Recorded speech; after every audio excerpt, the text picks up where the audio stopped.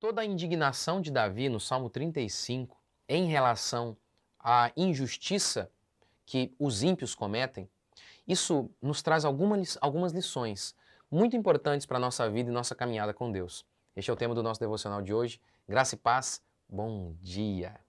Gente, Salmo 35, já expliquei para vocês, Davi está orando para que Deus faça justiça em relação aos seus inimigos. E assim, justiça pesada, que eles colham o que eles devem, que eles venham a colher o que eles plantaram, diz Davi, que eles sejam destruídos e por aí vai. Já expliquei isso, qual a relação disso com a gente hoje.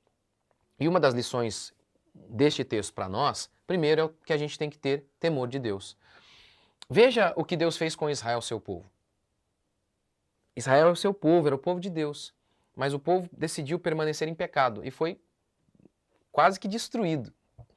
A Babilônia veio e não sobrou quase nada.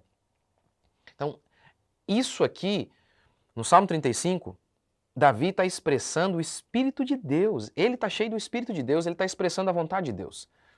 Então isso nos gera temor, porque Deus continua odiando o que é mal, inclusive na vida dos seus filhos, como declara Hebreus, que a disciplina começa pela casa do Senhor.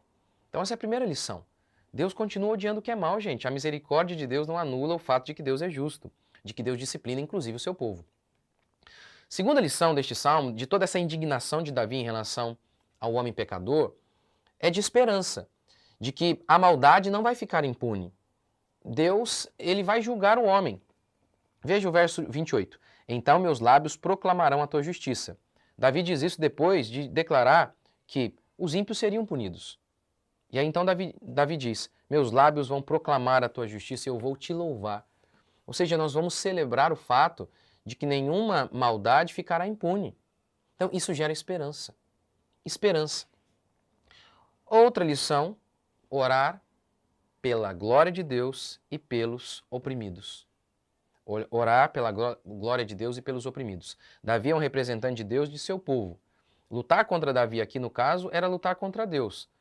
Então, a lição que Davi nos traz é que ele está expressando a vontade de Deus e que isso aqui tem esse espírito de Davi de indignação contra o mal também deve existir em nós. Por exemplo, acho que eu citei ontem, né, sobre a Planned Parenthood e um filme que retrata a história de uma mulher que fazia parte dessa organização abortista, matava crianças, mas ela parou. Ela se arrependeu disso, acho que se converteu.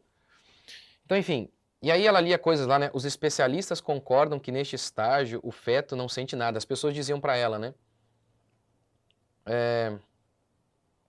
E aí, né, ela conta, né, no filme, que eu vi, parecia que o bebê estava se torcendo e lutando por sua vida. Ela conta isso, se não me engano, para o marido dela, que ela, lembra, eu contei isso um pouco ontem, ela fazia parte dessa organização, mas era uma espécie de secretária, um dia faltou alguém para a cirurgia ali, para matar o bebê, para fazer o aborto, e ela foi lá ajudar. E ela conta que ela viu isso. Parecia que o bebê estava se torcendo e lutando pela própria vida. E aí então ela se converteu, ela parou de matar crianças. Ora, aqui Davi está expressando o juízo de Deus em relação aos ímpios. Davi está 100% inspirado por Deus. Nós não.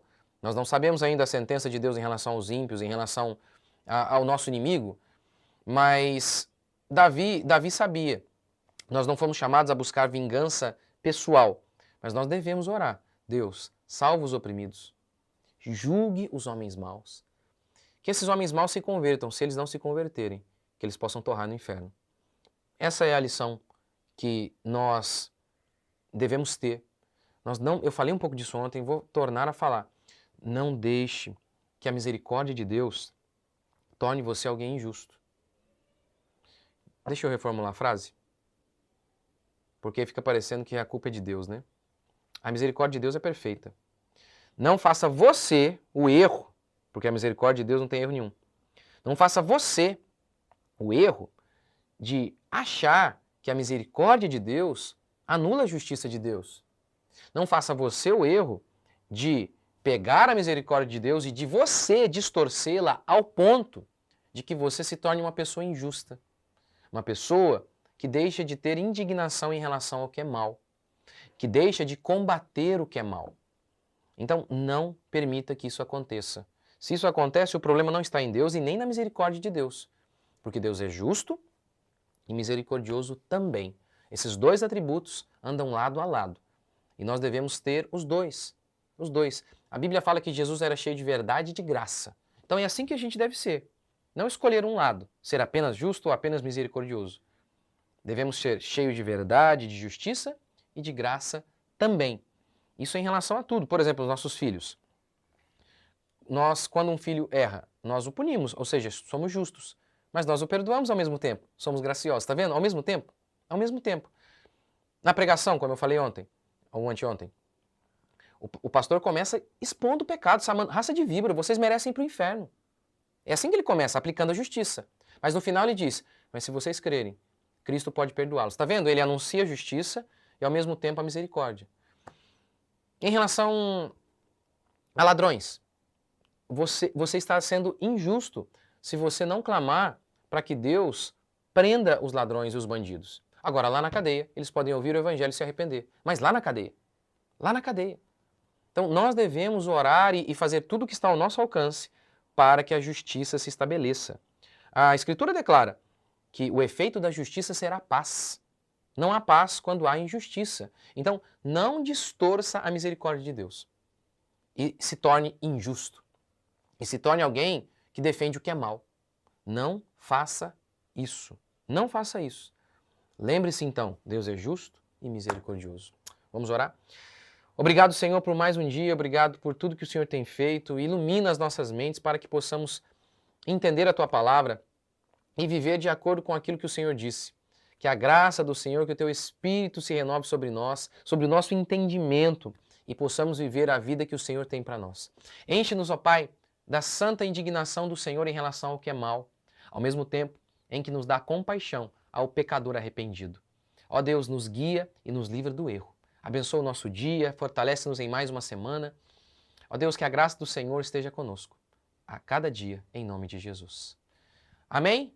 Deus abençoe, espero vocês aqui amanhã, se Deus quiser.